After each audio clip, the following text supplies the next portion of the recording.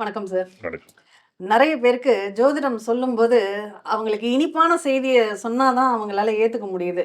கசப்பா ஏதாவது ஒரு விஷயத்த சொல்லிட்டோம்னா, அவங்களால அத ஏத்துக்க முடியல. அப்ப யாரு சந்தோஷமான செய்திகள சொல்றாங்களோ, அவங்க தான் உண்மையான ஜோதிடர்களோ! அப்படிங்கிற மாதிரி நம்ப ஆரம்பிச்சுடுறாங்க. இத எப்படி நம்ம எடுத்துக்கிறது சார்? இப்போ 2027ல நீங்க வந்து எம்எல்ஏ ஆயிடுவீங்கன்னு உங்கள சொன்னா எப்படி இருக்கும்? ரொம்ப சந்தோஷம். சந்தோஷமா ரொம்ப இருக்கும். ரொம்ப சந்தோஷமா இருக்கும். ஏன்னா 2026 எலக்ஷன் வருதுல்ல. கண்டிப்பா. 2026ல நீங்க எம்எல்ஏ ஆயிடுவீங்க.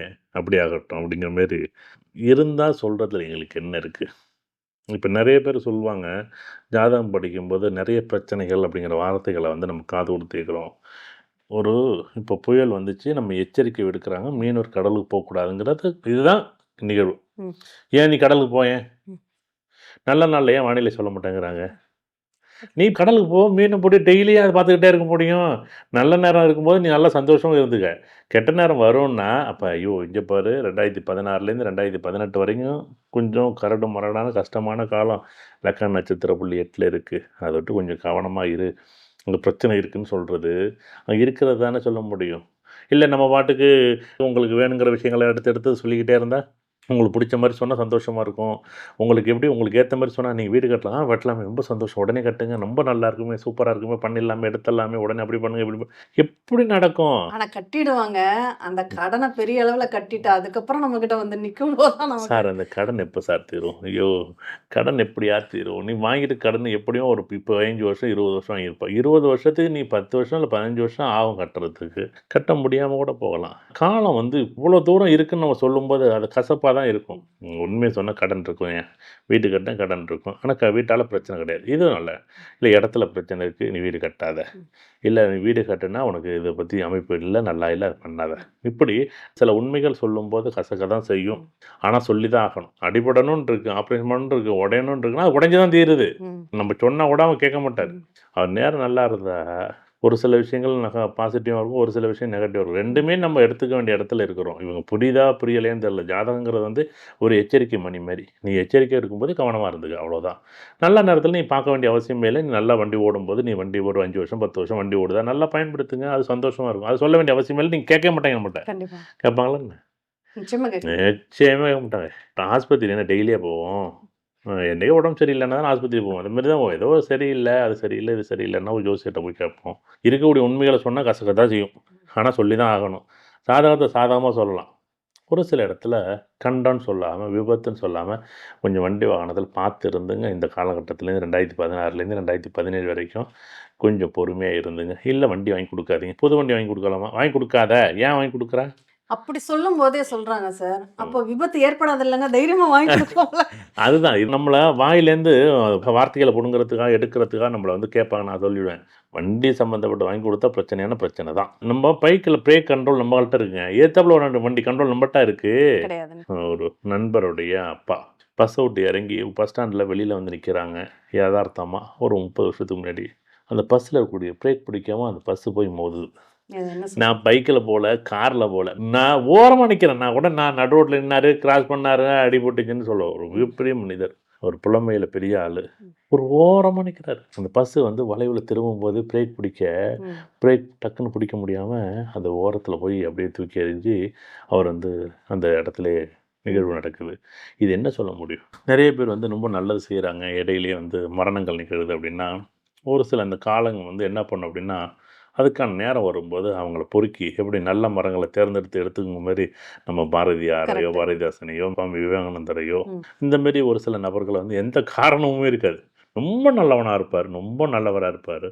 அது ஆச்சரியமா கூட எல்லாரும் பார்ப்பாங்க. அது வந்து சில இத இடத்துல நீங்க நேர்மையான கிளாஸ்ல கூட சொல்லியிருக்கீங்க. நேரான மரத்த மட்டும் தான் முதல்ல வெட்டுவாங்க. ம். இப்போ பயிர் வளரும்போது, ம். முதல்ல பயிரா எடுப்பாங்க, களைய தான் எடுப்பாங்க. அதுமாரி ம். சில களைகள் என்ன பண்ணும், ஒண்ணுமே உதவாத்தையும் சின்ன வயசுலயே சில நேரங்கள்ல காலங்கள் வந்து முடிவுக்கு வந்துரும். ம். ரொம்ப வந்து தேவைப்பட்ட ஒரு விஷயம். இந்த ஆத்மா, இந்த புண்ணிய ஆத்மா இந்த விஷயங்கள் போதுமான அளவுக்கு இங்க இருக்கு பூலோகத்துல. இந்த அளவுக்கு இருந்தத விட போதும்னு ஈஸியா எடுத்துக்கிட்டு அடுத்த லோகத்துக்கு கிளப்பி விட்டுரும். ம். அதுவும் இந்த மாரி விஷயம். நெறைய பேர் நீங்க பார்த்துருப்பீங்க. ம். அது இயற்கை வந்து அப்படிதான் முடிவு செய்யும். அத விட்டு ஜாதகத்த ஜாதகமாலாம் சொல்ல முடியாது. சில இடத்துல சொல்றதுக்கு வார்த்தை வார்த்தைகளை கவனமாக பயன்படுத்திக்கலாம். இப்போ விபத்து நடக்க போது பார்த்துக்க, கொஞ்சம் கவனமாக இருந்து அப்படி சொல்லலாம். நல்ல நேரம் வரும்போது நம்ம சொல்ல வேண்டியதில்லை. நம்மள நல்ல நேரம் வரும்போது கேட்க வேண்டியது, சூப்பராக இருக்கியா, கண்டிப்பா. நீங்கள் 2025 2026 27 நல்லாவே இருக்குது, நீங்கள் சூப்பராக பயன்படுத்துங்க. அப்போ நல்லா இருக்குன்னு சொல்லிட்டாலும் அதையும் நம்ப மாட்டாங்க. நம்ம அவ்வளோவா இந்த கஷ்டம்லாம் எப்படி தீரும்? இல்ல ஒரு நண்பர் ஒருத்தர் சார், நல்லா தான் போயிட்டு இருந்தது. அவருக்கு பிஸ்னஸ்லாம் நல்லபடியா நடத்திக்கிட்டு இருந்தார். ரொம்ப பிஸி ஷெட்யூல்ல இருந்தவர் தான். ஒரு கோவிலுக்கு ஒருத்தர் சொல்லி கூட ஜாதகத்தை பார்த்து கூட பண்ணல. இந்த கோயிலுக்கு போயிட்டு வந்தா நல்லா இருக்கும்னு சொன்னதை கேட்டுட்டு போயிட்டு வர்றாரு. போயிட்டு வந்தோன்னே அவருக்கு உடம்பு உடம்பு சரியில்லாம போயிடுது. இதை எப்படி எடுத்துக்கிறது? ஆமாம். அவருக்கு அந்த கோயிலுக்கு போகக்கூடிய நேரம் இல்ல. போயிட்டு வந்ததுனால பிரச்சனை ஆச்சு அப்படின்னு எடுத்துக்கிறதா? ஏன்னா நெறைய பேருக்கு இந்த பரிகாரங்களா சொல்லும்போது, இத அவங்க வந்து நான் கேள்விப்பட்டு இந்த ஒரு கோயிலுக்கு போயிட்டு வந்தா நல்லா இருக்குன்னு சொல்றவங்களும் இருக்காங்க. இந்த கோயிலுக்கு போயிட்டு வந்தா ஒண்ணுமே நடக்கலன்னு சொல்றவங்களும் இருக்காங்க. இத பத்தி ஒரு அவேர்னஸ் நம்ம மக்களுக்கு கண்டிப்பாக இது கொடுக்கணும். எல்லாம் பேசி தான் ஆகணும். நீங்கள் வெந்நீரில் ஒரு பாத்திரத்தில் தண்ணி வச்சுருக்கீங்க, தெரியாமல் என்ன பண்ணுறீங்க, கையை வெட்டுறீங்க. வெந்நீர் சுடுமா சுடாத, அவ்வளோதான் வாழ்க்கை. எப்பயுமே இருக்கும் தண்ணி அந்த பாத்திரத்தில் இருக்கும், அது நம்ம கையை விட்டு தூக்க போனோம் ஒரு குண்டான்லையோ ஒரு குடத்துலையோ. அந்த குடத்தில் அன்னைக்குன்னு பார்த்தா வெந்நி கொதிக்கிற வெந்நி விட்டுருக்கு. நீங்கள் என்ன பண்ணீங்க, உங்களுக்கு அது பொருந்தலை, அவ்வளோதான். அடுத்த நாள் இன்னொருத்தருக்கு அது பொருந்துனுச்சு, அதுக்கு முத நாள் இன்னொருத்தர் வச்சு அதே 1 மணி நேரம் கழிச்சு போனதான் அது அதுக்கு தண்ணி வந்து சூடு இல்லாமல் இருந்துச்சு. அது உங்களுக்கு பொருந்தலைன்னா அது பொருந்தாது தான். ம். நிறைய பேர் சொல்லுவாங்க, நான் இந்த கோயிலுக்கு போனேன் நடக்கலை, நான் இந்த கோயிலுக்கு போனேன் நடந்துச்சு. அது உங்களுக்கு மட்டும்தாங்க நடக்கும். ம். எல்லாருமே நீம் கரோலி பாபா கோயிலுக்கு எல்லாருமே போகிறாங்க. இன்னைக்கு தமிழ்நாட்டில் இருக்க எல்லாருமே எல்லாருமே போகிறாங்க. போயிட்டு வந்துட்டாங்க. ரொம்ப சந்தோஷம். அது என் கூட பயணித்த நிறைய நண்பர்கள் இருக்காங்க. எல்லாரும் பெரிய மாற்றம், ஒன்றும் சாதாரண மாற்றம் கிடையாது, கண்டிப்பா மாற்றம் இருந்துச்சு. பெரிய மாற்றம். ஆனால் எல்லாருக்குமே ஒரே விதமான மாற்றமும் கிடையல. எனக்கு தெரிஞ்சு என் ஃப்ரெண்ட் சர்க்கிள் ஒரு 100 பேர் போயிருக்காங்கன்னா, ம். 99 பேர் கூட அதில் ஜெயிச்சிருப்பாங்களோட எனக்கு தெரியும். ஆனால் ஒருத்தர் தோத்துட்டார் ம். என் கண்ணுக்கு முன்னாடி. ம். அது என்ன பண்ணுறது? ம். அதுக்கு நான் அதை தான் சொல்கிறேன்ல, அந்த எதிர்பார்ப்பு இல்லாமல் நீங்கள் எல்லாருமே நீம் கரோலி பாபா கோயிலுக்கு போகணும். ம்.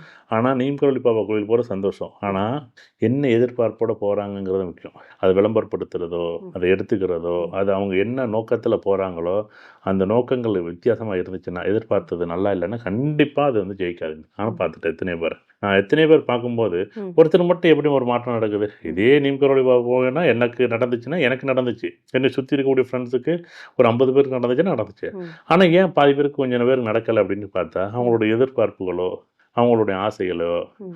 அவங்களோட பார்த்த கோணங்களோ, ஆய்வு நோக்கத்தில் பார்த்துருப்பாங்க, கண்டிப்பா. ம். இல்லை வேறு ஏதோ ஒரு கோணத்தில் பார்த்துருப்பாங்க. ம். அவங்களுடைய ஜாதகமாக இருக்கலாம், அவங்களுடைய கிரக நிலைகளாக இருக்கலாம், அவங்களோட அமைப்பாக இருக்கலாம், ம். பொருந்தாத விஷயங்களாக இருக்கலாம். அப்போ பொருந்தாத விஷயங்களுக்கு நம்ம போய் தொடும்போது ம். பொருந்தாது தான். 100 சாவி இருக்குது, ம். 100 பூட்டு இருக்குது. 1க்கு 1, 2க்கு 2, 3க்கு 3 அப்படின்னுவோம். அந்த சாவியோட நம்பர் போட்டால் திறக்க போகுது. ஆனால் நீங்கள் என்ன பண்ணுறீங்க, 32வது சாவி எடுத்து 1வது பூட்டை திறக்கிறேன்னா எப்படி திறக்க முடியும்?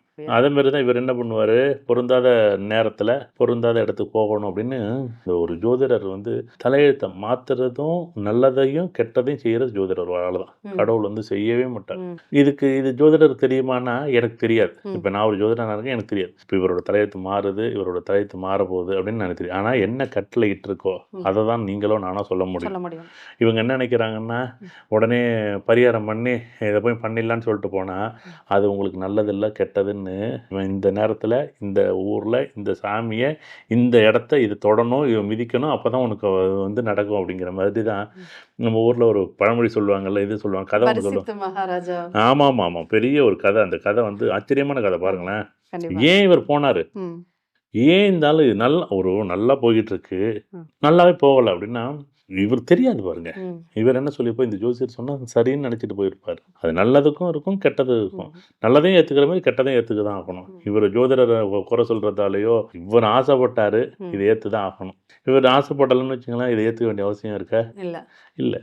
ஆனால் இவர் என்ன பண்ண வைக்கும், அத ஏத்துக்க வச்சிடும். ஏற்றுக்க வச்சிடும், அனுபவிக்க வச்சிடும், ம். கஷ்டப்பட வைக்கும். இது காலத்தோட விதி, கர்மா, காலம், நேரம், தலையெழுத்து, நீங்கள் எப்படி வேணாலும் வச்சுக்கலாம். தசாபுத்தி இல்லை ஏஎல்பி லக்னத்து பொருந்தாத நேரத்தில் அன்றைக்கி அவர் போயிருப்பார். கண்டிப்பா. அது அவருக்கு அமைப்பு சரியில்லை.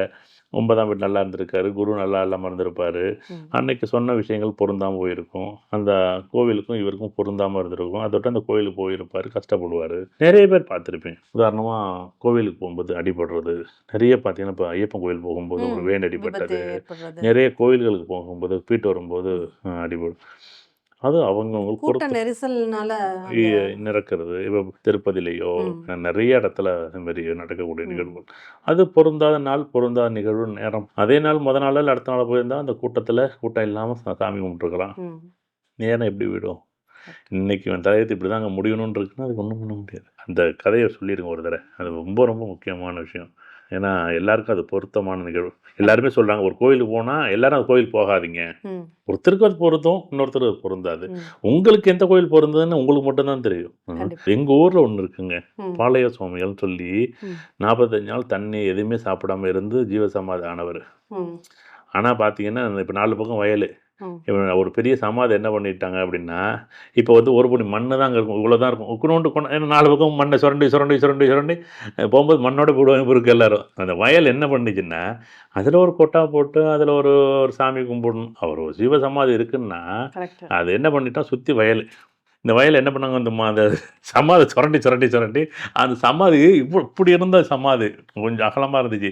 இப்போ பார்த்தீங்கன்னா ஒருத்தர் 2 4 பேர் 3 பேர் 4 5 பேர் நிற்கலாம், அவ்வளோதான் அந்த இடத்துல. அப்படி வந்துட்டு அதாவது அது ஏதோ ஒரு ஜீவன் அந்த இடத்துல, அந்த ஆத்மா அந்த இடத்துல கண்டிப்பா.